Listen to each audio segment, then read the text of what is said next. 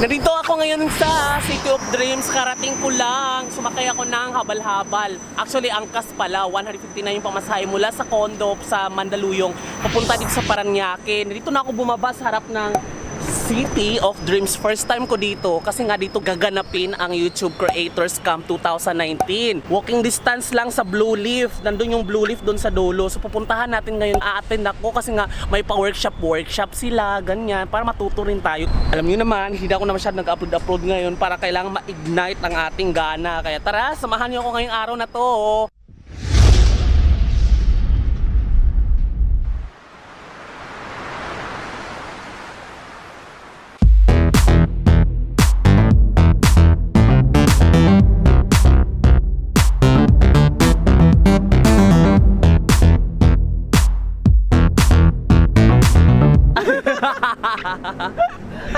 Ay, princess! Ito, karating mo lang. Tara po. Ano, nagpa-register ka na ba? Hindi pa? Puntahan na natin ngayon. Siyempre, inintay kita. O, tara na, go. Tara, let's go!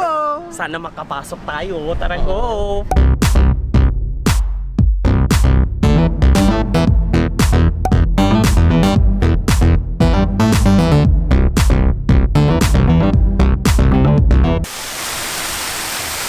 Sa Blue Leaf kami, guys. Alam nyo ba dito, maganda ngayon kasi nga first time ko nang mag-outdoor vlog. Mula ngayong taon, ngayon pala ako mag-outdoor vlog. Kahit nagbohol na tayo. Itong taon na to. Okay. Ayan, so, pala. ayan, nandyan kami ngayon sa ito, Blue Leaf to, guys. Kasi ang event, merong event ang YouTube. Ayan, may event kami. So, +1 ko si Princess. Kaso nga lang, nung Ayaw akong papasukin. ayaw siyang mamasukin kasi wala Hindi niya yung ako na-register. wala daw yung pangalan niya dun sa registration. Eh, may +1. Kaya, titingnan natin kung makakapasok tayo. Kasi ayaw ko naman pumasok sa loob na walang kasama kasi kinakain ako. Mga sikat yung mga nandun. Alam mo, last time hindi ako nakapunta pero ngayon ulit kami na-invite sa YouTube Creator Camp. So may mga pa-workshop si Mayor ngayon sa amin. So na-invite, nag-register ako. Kaso may +1 kami. Hindi Kaso ka invited last year? hindi ako invited last year. Ano ba hila? Ano daw, parang redundant na daw masyado. Pero charot lang. Marami pumunta last year. Oo, pumunta siya. Okay. Pero hindi ako invited. Ngayon, pinadala ko ng Best friend invitation. niya. Oo. Tapos, ayun, papasok kami sa loob. Kaya lang ayaw akong papasukin, so siya lang ang Kasi papasok bakit sa daw? loob. Dahil hindi niya ako na-register. Hindi mo ako na-register. May +1 kasi, pakita mo yung email, may +1. Pero ngayon, pagdating sa loob, hindi kami pinapapasok. Ayaw ko naman pumasok na ako lang mag-isa kasi kakainin ako ng mga... Wala daw ako sa list. Oo, kaya antayin natin mamaya, baka makapasok. Hindi rin ako papasok pag wala, magagala na lang kami sa Mall of Asia. Pag hindi kami makapasok ngayon. Tara, go! Creator and artist development team, and I'm so happy to see so many familiar and brand new faces on the stage today. Speaking of new faces, to my left today, I want to discuss Pakita mo. most today.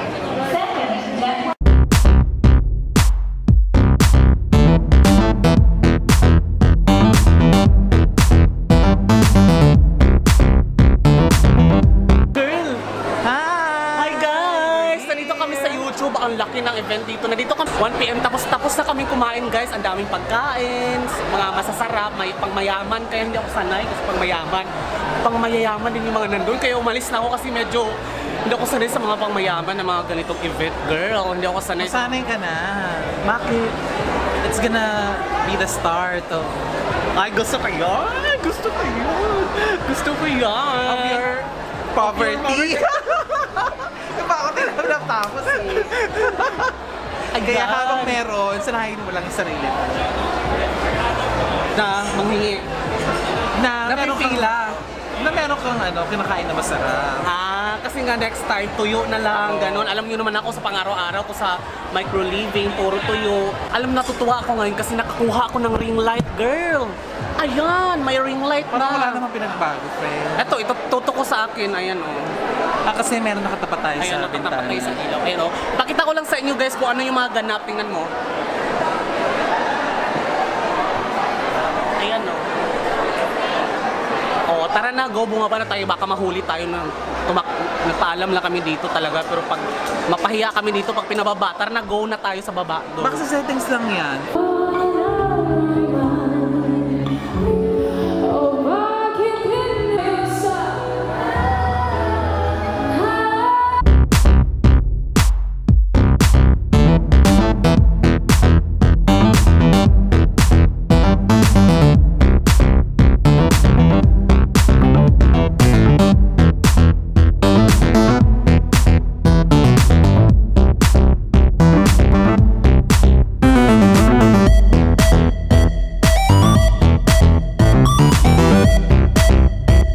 Ngayon May 26, alas 10 na ng umaga, kagigising ko lang. Dumating ako dito kahapon, mga alas 6 na lang hapon kasi umalis kasi ako doon sa event, siguro mga 4:40, mga ganon, kasi nag-usap pa kami ni Princess, ganyan, banding-banding. Tapos so siya pauwi na sa kanyang sa kanyang apartment, tapos ako umuwi na ako dito sa Mandaluyong. Biruin nyo, it took 40 minutes from MOA going here. Hindi na kami nag-EDSA, nag-grab ako, 183 pesos yung pamasahe. Umikot-ikot kami papuntang Shaw Boulevard, parang nang makarating dito, hindi na kami nag-EDSA. So, sobrang pagod. Napapansin ko talaga na mabilis na akong mapagod ngayon. Nakatulog ako, biruin mo, nakatulog ako sa sasakyan hanggat sa makarating na ako dito. So, ang isa lang sa mga i-share ko na natutunan ko sa workshop, alam nyo naman, lately, hindi na ako masyado frequent. Yung frequency ko ng pag-upload kung dati nagti 3 times a day ako, sobrang ngayon, umabot ako sa point na every week na lang, so 4 times a month. Ngayon, inabot na talaga sa point na twice a month na lang talaga ako nag-upload. Hindi ko alam kung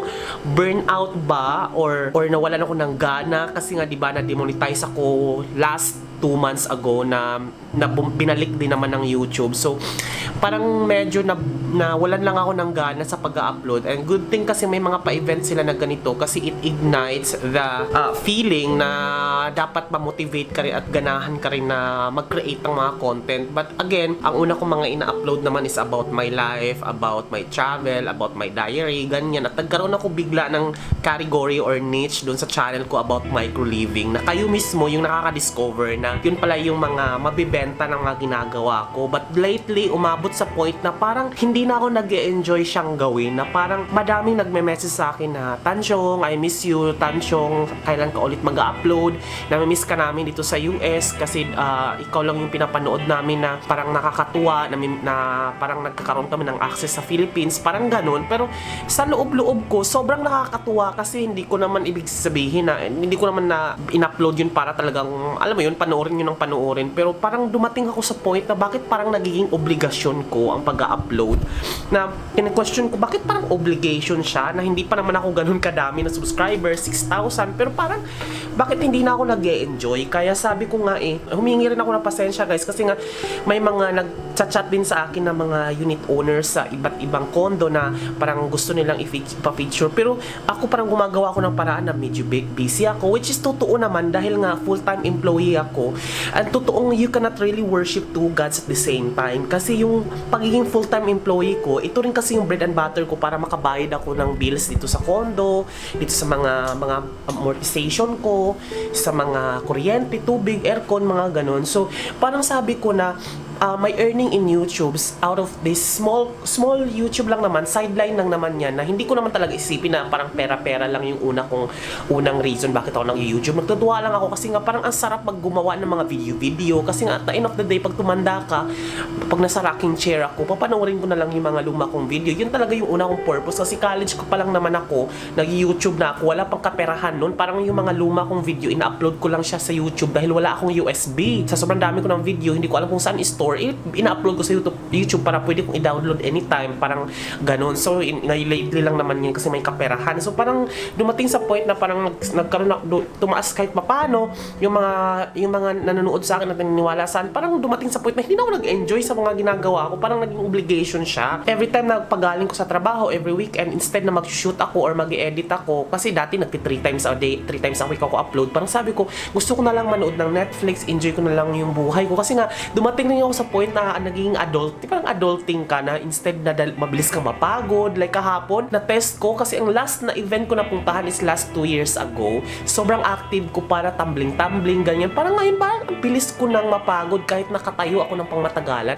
Parang nangangala yung tuhod ko. 32 na ako, pero parang ang bilis ko nang mapagod kumpara nung mga 10 years ago nung kabataan ako. So, sabi ko, parang kaya ko ba bang mag-YouTube? Kaya ko ba bang maging makulit? Kaya ko ba bang magkulit sa content ko? Kasi nga parang yun yung nagiging nakikita ninyo sa akin na parang natatawa kayo sa akin. Pero parang sabi ko, yung nakaka-attend ako kahapon at isa doon sa mga workshop, 3 kasi doon subject matter ang pagpipilian mo. Well-being, monetization, or yung kaperahan, or yung production or how to produce. Pinili ko yung well-being na subject. So, kasama ko si Princess doon siya napunta sa production kasi yun yung pinili niya or yun yung na-assign sa kanya. Ako talaga pinili ko siya during registration na well-being yung priority ko. So doon ako napunta doon sa event ng well-being, and then we discussed about our we evaluated ourselves, lahat ng mga YouTuber na pinili. Yung mga kaklase ko doon na parang ano bang status ko ngayon financially, ano bang status ko ngayon physically, anong emotionally, yung creativity ko, ano bang status namin ngayon. So lahat in-evaluate ko, mga less than 5 siya. So parang, and then 6 months from now, tinanong kami, ano ba saan ko makikita yung sarili ko 6 months from now? Of course, 6 months from now, positive talaga yung iniisip ko na okay, yung financial, emotional, physical, na dapat alagaan ko rin yung sarili ko, physically, emotionally, and also socially. At saka, ang hirap lang kasi ang challenge ko dito is full-time employee ako. Hindi naman ako pwedeng basta-basta lang sumabak sa gera na wala akong laban, di ba? So kung i-give up ko yung trabaho ko for the sake of YouTube, and then my YouTube is not yet stable enough to subsidize to pay my bills, to pay my amortization, kung ano nang mabayaran ko, and then ito pa, parang biglang ma-demonetize ako for about ilang months, like 2 months ago. Parang kini-question ko yung security na kung i-full time ko yung gagawin ko na mahal ko at natutuwa akong gawin, which is paggawa ng mga video, kaya ko bang mabuhay as quality as I am right now? So hindi naman na simpleng buhay lang naman ako ngayon, pero what if kung mag full-time YouTube ako? Kaya sabi ko, pinariority ko yung trabaho ko kasi parang well-paid naman ako sa trabaho ko, nakapagbayad naman ako sa mga kung anong dapat kong bayaran, and nakakain ko naman kung ano yung mga gusto kong kainin. It's just that I always look back doon sa tanong na bakit ako nag-YouTube? Bakit ako, obligasyon ko ba na mag-upload dahil gusto kong magsumikat or magpasikat or kung ano man, or ginawa ko to dahil masaya ako sa ginagawa ko? Yun yung tinatanong ko during nung nag-workshop sa well-being, and then it brings me to a statement na kaya ko siya ginawa nung una dahil gusto kong mag-gather ng memories ng kung ano man yung development ko mula nung ganitong edad ako hanggang sa ganito, para makita ko naman yung sarili ko pagtanda ko, pag nasa rocking chair ako. Pero sabi dahil nga naging maraming nanonood, maraming nag-PPM sa Facebook kung kailan daw ako mag-upload ulit, parang nape-pressure ako. Pero ang yabang-yabang, parang ang arte-arte ko naman, nape-pressure ako, 6,000 lang naman yung subscriber ko. Pero malaking bagay rin kasi sa akin kayo nga na parang naniniwala sa akin. Parang hindi ko talaga alam, parang humihingi rin ako ng mga pasensya doon sa mga nag-PM sa akin na kailan daw ako next time mag-upload, or bakit hindi na ako nag-upload. Sorry talaga, sorry, sana maintindihan niyo kung mag-unsubscribe kayo, wala akong control dyan, pero humingi lang ako ng pasensya guys, kasi parang kung kayo napapagod din kami. Always go back to the reality na, well, passion will always make you happy, but at the end of the day, your job that pays your bill matters the most. Yun lang naman. Pero kung hindi pa naman sapat yung passion ko para sustentuhan yung buhay ko, so kaya hindi lang ako ganun ka-frequent pag-upload. Pasensya na guys, sobrang pasensya talaga. Maintindihan ko na yung struggle ko nitong mga nakaraang buwan sa hindi na ako frequent pag-upload dahil naka-attend ako ng workshop sa YouTube. And then, ayun, maraming salamat. Maraming salamat talaga sa pagsama kahapon. Ngayon, mamaya, meron akong attendan na fan fest. It's parang concert naman ng mga sikat na mga YouTuber. So, attend ako kasi nga suportahan ko si Brain Technology kasi kaibigan ko siya. So, pupuntahan ko siya sa MOA mamaya. So, sana makapag-vlog ako kahit konti lang, saglit, mga 5 minutes na kung ano mga happenings namin para lang may pakita sa inyo. Kasi at least sayang naman iba kung hindi ko kayo dalhin doon. So, maraming salamat guys. Thanks so much for watching. This has been Jonathan Urbuda saying keep smiling because life is worth celebrating for. Bye! Na-miss ko kayo. Grabe, sobra. Nako.